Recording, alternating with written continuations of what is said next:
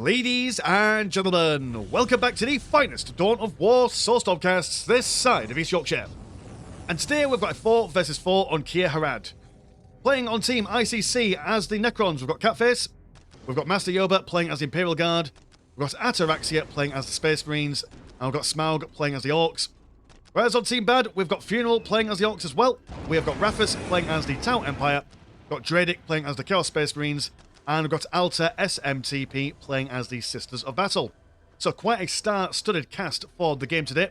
While all the players here, very experienced, got many games under their belt, so expecting some high levels of gameplay from all these players here. A quite good unit composition, or should I say a team composition, from all these players.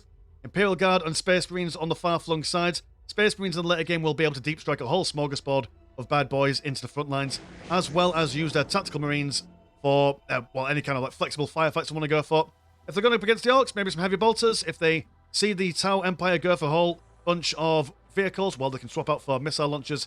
It's quite nice flexible stuff from them.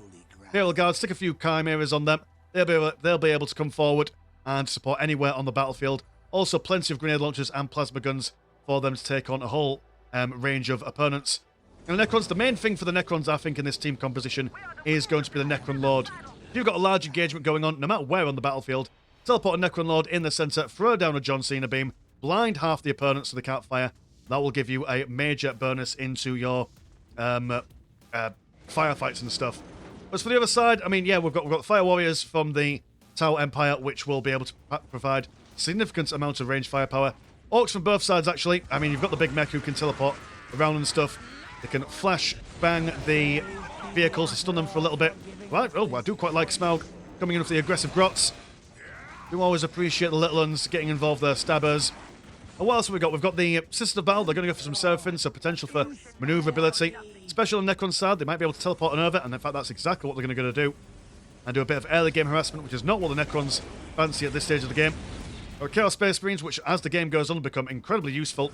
They're able to snag a relic that Bloodthirster is great at sniping down HQs later on in the game.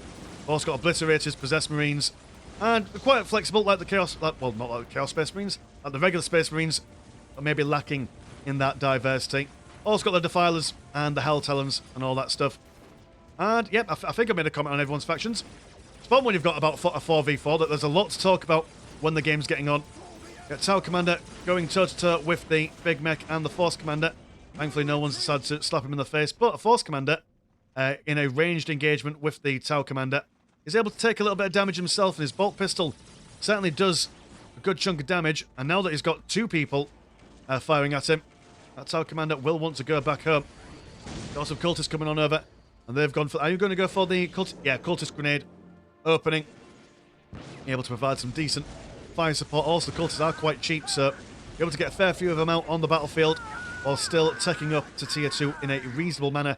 Got to watch out for this negative cover there, as the Necrons don't care at all, one iota, whether they get their socks wet. They've got no feelings, no emotions. But some might even say they actually enjoy the whole wet sock part of life. Big Mech for Funeral, narrowly avoiding death here, as plenty of Scout Marines move on forward. They haven't gone for any of their weapon upgrades. They are just there to be a nuisance after capping all the bits and bobs. Now managing to position themselves over onto the non-negative, non-positive cover. Just land, I suppose. Unable to capture... Oh, have you gone for... That was a little... Hold on. Gotta satisfy myself. Ah, yeah, they've got their own little banners. That's cool. I like that. Do the other team have theirs as well? Yes. Oh, I love that. That's great. That gives me MLG vibes. Gotta love it. Well, plenty of Necrons in the centre. They've got the Necron Lord out as well. Will be a bit difficult for the Necrons to keep their infantry in a good position if they are caught off guard and they'll have to teleport all the way back home, which then will take them a bajillion million years to then walk back over to where the fighting is thickest. But if they can avoid that, then they'll be alright. They'll be totally fine. Missionary out in the sticks by the looks of things. Nowhere to get back home without being caught between the mass of guardsmen and the Necrons.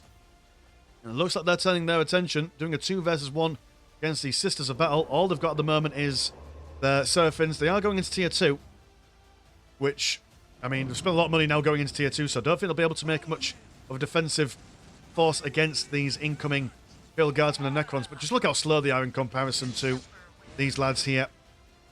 And the Seraphims are still knocking around. So maybe while these forces are separated and split up, Seraphims can focus down one unit at a time. The assistance of a Tower Commander and a Cultist squad. Over here, the Orks and Fire Warriors are just vying for positions here. Got some regular old Space Marines, a flanking Shooter Boy squad from Smaug. Trying to blitz down these Fire Warriors. Only 3 models in their squads at the moment, so they will be easier to break down a bit, but got some shooters on either side. Our Stealth Suit team won't be doing much damage here, but you know, any firepower is good firepower in this stage of the game. One big mech just chucking a lad way on over. Got double big mechs. He's in there having a good old scrap. As he picks up a Slugger, it gives him a squeeze. Sluggers for Smaug, tying up Funerals, Shooter Boys, and a repositioning from Funeral to get the boys back behind a listing post cover. On this side, the Seraphins are struggling a bit now that the Imperial Guard have came to the Necrons' defense. A third squad of Necron warriors as well. Just to further tighten the screws on these sisters. You are about to get into Tier 2. Necronon is inside the base, and he now knows that there is nothing really to defend things. A pristine sanctuary to be rebuilt, as I assume that was cancelled or deleted earlier on once those Seraphims were finished being built up. Sizable amount of Fire Warriors now. And even with the massive Shooter Boys that Smaug has, old Raffus. And Raffus, are you part of a team? No, you're just pink. Okay, maybe you're just like an honorary member. A little tryout game, possibly. Yeah, if the Orcs stay on the front lines and the Tower Fire Warriors use their vision to increase their range, that'll be quite a powerful, potent combination. Got the Flayed Ones. Oh, of course, yeah, the Necrons can use Flayed Ones to provide support no matter where they are on the battlefield. That's always good. Breaks the morale of anyone nearby. Gradually over time, they will teleport back home, but you can imagine that they'll be going straight back inside. Yeah, although quite low on health, actually. Might be worth leaving them out just to regen some bits and bobs. Got a First Defiler and a Sorcerer Lord, actually. Which is an interesting choice. Able to get some blasts in. And able to tie people up with their Chains of Torment. Although, Chains of Torment, you need something to follow up on that. At the moment, it's just Defilers. And the Sisters with their Seraphins. Oh, you now also have some Celestians. That's not too bad. Quite lethal with their bolters. By Celestian Veteran Superior. Any upgrades for you at the moment? Doesn't look like it for now. I haven't seen anything on the left-hand side bit. So Imperial Guard will start to focus on this. Oh, you've gone for your Inferno Pistols. Always a good shout. And the Angelic Visage massively increasing the overall damage. I do believe it is 25%. So able to whistle down the Necrons. Artillery coming in. Also the Flame as well. Do quite like the Defilers coming into range so they can use all their weapons. Autocannon, Flamer, and Artillery piece to be able to break morale, although the Flayed Ones don't really care so much about the morale. Also providing a nice front line for the Seraphins to hide behind. And currently no anti-vehicle weapons for these guys, so they will struggle taking down the Defilers in any acceptable time limit, but the Commies are inspiring the men, keeping the morale on high and also increasing their firing rate, just for good measure. Down over here we are seeing a little bit of a lull in action, although the Stealth teams are shimmying and shaking just a little bit forward to see what's going on. Got a Rhino for Ataraxia. I assume you're packed to the brim with boys. What weapons have you gone for? You have gone for 1 heavy bolter and 1 missile launcher on one of your squads. Not a terrible idea. Like I say, flexibility is key for what the Space Marines can bring to the table. Beautiful, moving some Shooter Boys on the back lines. Only 1 big shooter in their ranks at the moment. We've got some Storm Boys as well from Smaug, which are great at tying up those Fire Warriors, although being repositioned by that Devilfish Troop Carrier. Marvellous stuff. But lots and lots of little bit of itty-bitty micro things you can see here. Constant repositioning from both sides. No one's over-committing to any kind of engagement, but it does seem that the Space Marines and the Orcs are gradually pushing these guys back 1 point at a time. If they can take out those Storm Boys, that will definitely help them holding the line. They're falling back a bit. They'll come back later, I imagine. On the southern side, back over here, got triple Defilers, and there we are, that big old John Cena beam, and now these guys have got no way of being able to fight back. Unless, of course, the Defilers decide to engage in close combat, but probably they will fall back in good stead. The Sisters of Battle have lost their Sororitas Convent, and also their Holy Reliquary that we saw I didn't comment on it, but it was there. I saw it within my peripheries, within the corner of my eye, so to speak. Really desperate defense for the Sisters of Battle, but as the Defilers are mounting, this is a lot of infantry and resources for both the Necrons and the Imperial Guard to lose. The Necrons can just teleport back home whenever they fancy.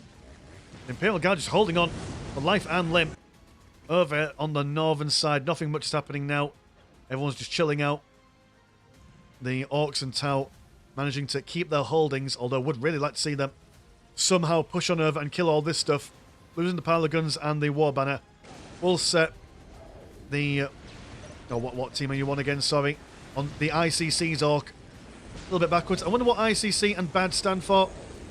Whether BAD is actually just a name or whether it's an acronym. And the Imperial Guard... Yep, they're a bit lost here. There's nowhere for them to go.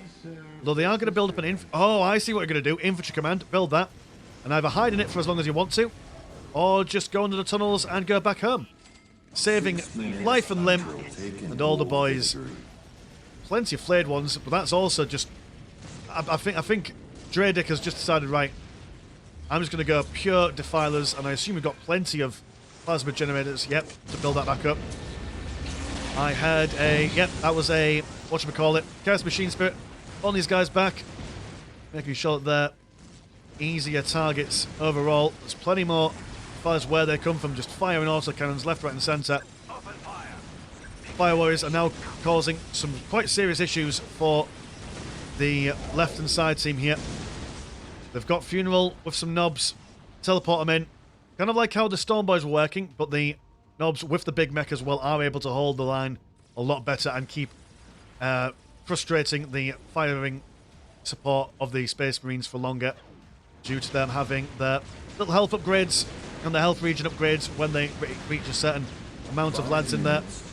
For a regular Slugger Boy squad you need about 10, but I think for knobs it's about 5. I think one knob counts as 2 regular Orks, so they are able to get their mob size benefits much easier. Do have the stealth suit team, which is being spotted by... We've been spotted by... Oh, the big mech over here. Right, fair enough. That makes sense. I was going to say there's no servitors on you. We do have a chaplain and a force commander in there. And tier 3, when that pops, the force commander's orbital bombardment will be quite a useful piece of equipment, especially if you can get it round the backside of someone.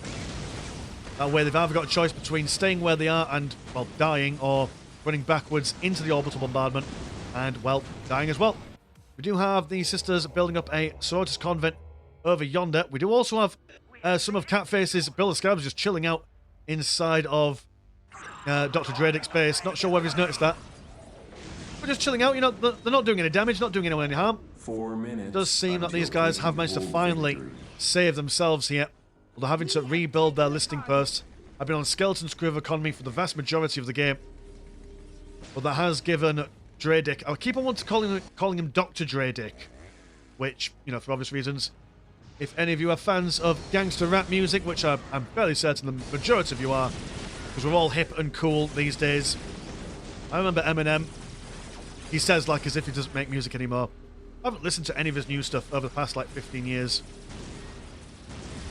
Still think the Relapse album only happened the other week. Kind of like how I think that the early 90s happened only about 10 years ago. But such is time dilation when you get old. Here we are, Possessed Marines, Obliterators. The elite of the Chaos Space Marines and all the regular old Space Marines have to come on over and try and keep these guys away from all this stuff. Cena Beam keeping the Defilers on the back foot. Knobs coming down there.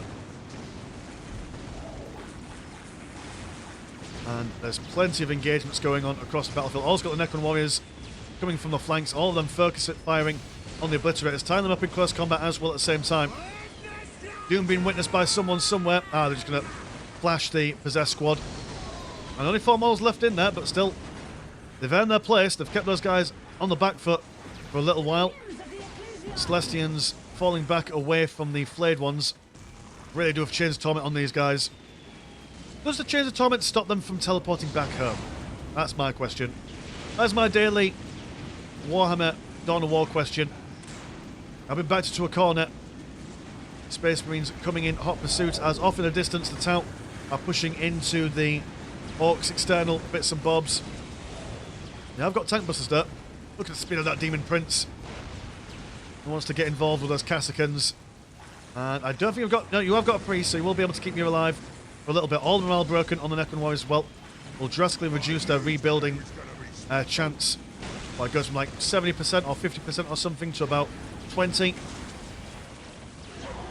But still, that's just a significant amount of bodies on the roster at the moment. So that will force the Demon Prince back into the warp as the Necron Warriors continue their push on over.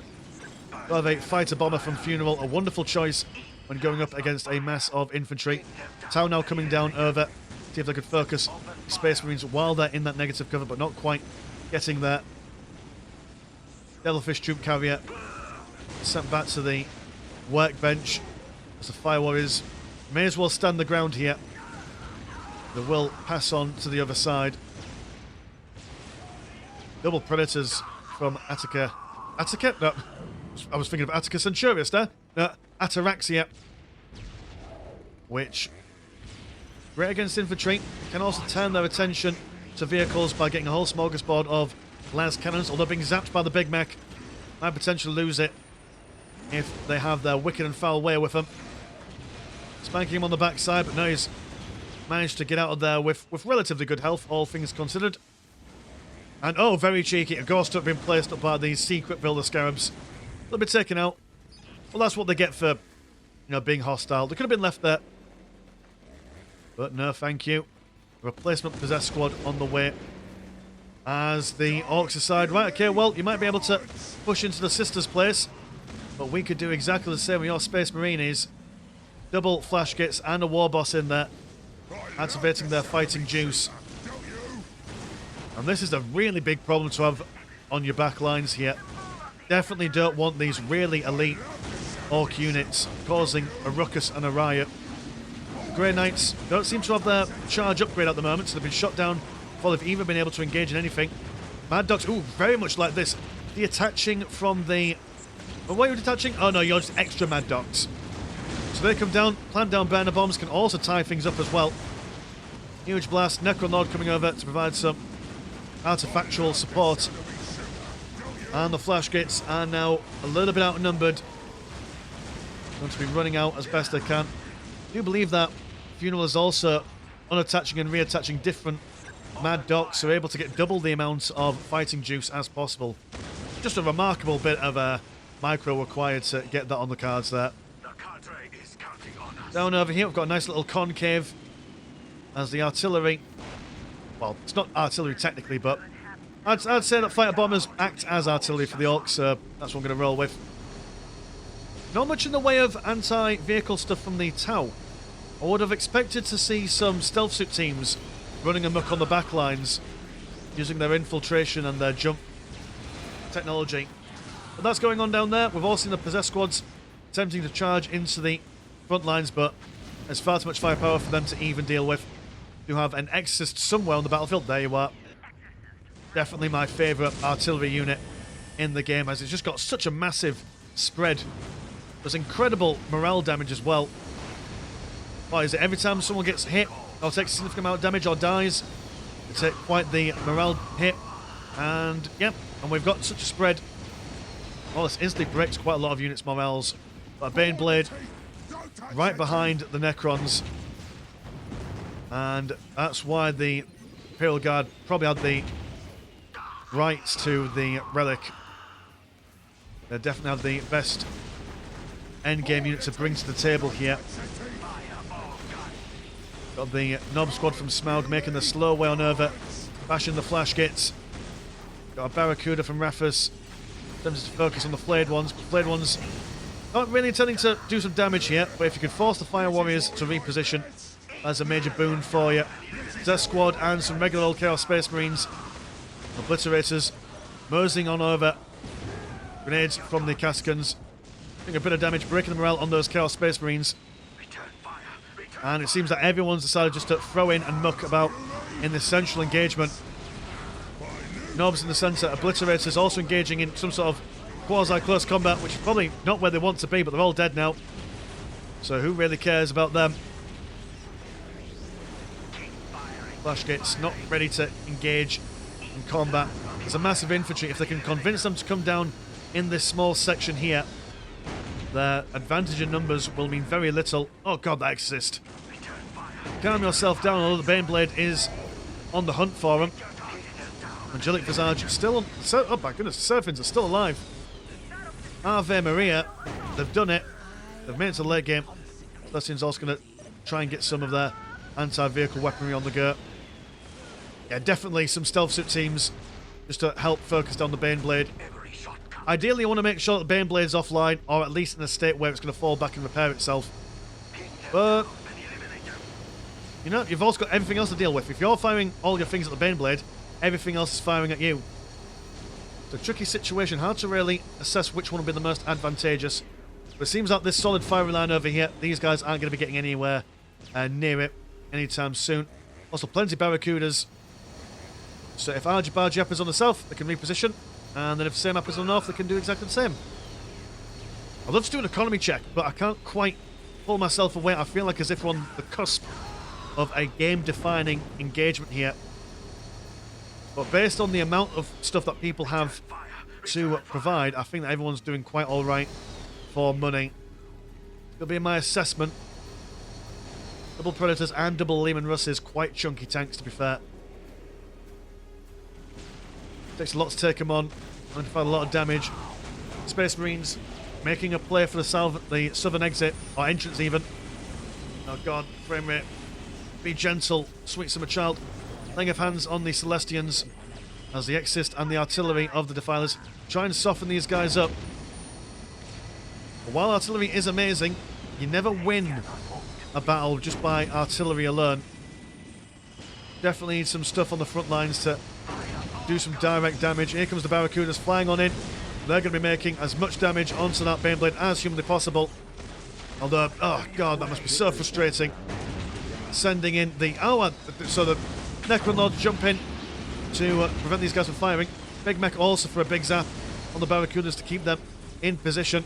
Baneblade only got half its health left, but that's, you know, remarkably good considering what could have happened. Rhino's gone down. Space Marines are behind enemy lines, but they do have some Necron support in there. Plenty of Sisters on the back side of things. Over on this side, not much going on, just some pot shots being taken out at anyone that will come anywhere near them. Demon Prince back on the field as the Space Marines start to bring forth some Dreadnoughts in the form of their drop pods. Look like we're about to see an orbital bombardment. Oh no, we are indeed going to see an orbital bombardment. That will prevent these guys from making a direct route over here, allowing these guys to focus on whatever was down this side. Very, very nice stuff. Necron Lord just picking apart wherever he can, whatever target he doesn't want firing. That's what he jumps on top of. While that's going on the northern side, it's just a tug of war really between these two factions. We've now got the consistent amount of Slugger Boys coming out for Funeral. So free meat for the grinder as people try and push through these choke points. But this choke point on the southern side has now well and truly been made open. A lack of Barracudas now, and Space Marines can continuously just spam as many Dreadnoughts as they fancy and can hold. We'll die pretty quickly to all this anti-vehicle fire that's available for the Chaos Space Marines and the Tau. Oh, and the Sisters of Battle, so to speak. But that's not what they're there for. They're not there to survive, they're just there just to absorb a lot of damage. That's what they do. We've also got some Terminators over here, just soloing the Sisters of Battle. Penitent Engine just standing around, just enjoying the moment. There we go, now setting them on fire. Toasted Terminators, that's what they want for their tea. And a slow, gradual push onto the right-hand side. Yeah, the linchpin of this formation is the Baneblade. They definitely do need to take that down as best they can. It's just getting close to the damn thing. And they've also got the Bill of Scarabs repairing it. But yeah, they've got 2 squads of them, so it's not just taking out like 1 Tech Marine. Oh, sorry, Tech Priest Engine Seer. They've got to kill all 6 Bill of Scarabs to be able to prevent them from rebuilding that. Also got Tomb Spider on the back lines, repairing and reinforcing the Necrons wherever they can. God, it's just a carpet of bodies over here. as the Dakar gun lines on both sides opening fire. But, I mean, you've got Space Marine Predators, you've got Imperial Guard Lehman Russes, you've also got a double helping of Basilisks. 4 minutes until So gradually over time, unless of course these tank busters can somehow sneak forward and blast these guys apart, it's going to be the same kind of story as the southern flank is. Well, I absolutely love the fact that these guys are not surrendering at all. They're going to make the ICC team pay for every single inch of land that they can. Imperial Guard comes down over here. They've been destroying things with some help of some deep-stricken dreadnoughts. And yeah, I think stealth teams would have been the call to make. Although, mind you, inside of the Barracudas also an equally as useful choice. They can turn their hands to many different targets. Although they do lack the infiltration.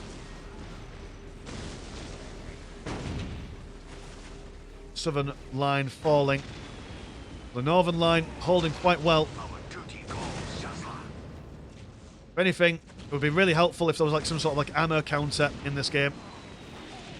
Like, oh sorry Flashgate's gonna go home and regain your ammo while we just throw more and more orcs at you.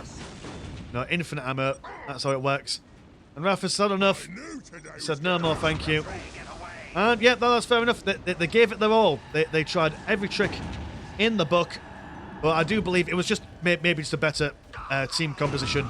Necron Lord being able to throw down those solar pulses, really, really scuppering some of the engagements for the bad team. And yeah, just the Baneblade also being a remarkably good relic unit choice. It was a shame as well that the bad team weren't able to grab on top of a relic for any length of time. I think that may be like I said, the Bloodthirster would have been a good addition. Just to fly on over and bash HQs. Archangel, I mean, maybe not as good for doing the similar kind of thing, but she could stand in the middle and just be an absolute nuisance, absorbing a lot of damage and all that stuff. Although, in saying that, I don't think that the Orks and the Tau would have had a decent relic as a squig off, and I completely forget what's called, the Crutox is a bit shite when it comes to the tier list of relic units. But yeah, fantastic game. Really, really enjoyed that. So yeah, so cheers for watching at home, and if you want to support the channel, have a look at the old Patreon. £1 a month gets you 1 game a week, and there is also a Discord where Discord things happen. Links in the description as always. Mine's been Mr. Landshark, pleasure's always never short, and I'll see you in a bit. Peace.